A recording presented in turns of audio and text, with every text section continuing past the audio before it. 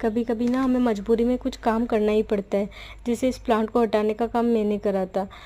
ये इस प्लांट ने मेरे को अच्छी हार्वेस्टिंग दी थी 4 या 5 महीने तक, और एंड में भी ये सूखा नहीं था, इसकी एज पूरी नहीं हुई थी।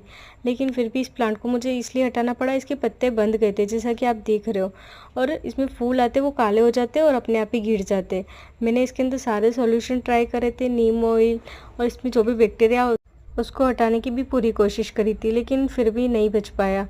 फिर एंड में मुझे ये पौधा हटाना ही पड़ा।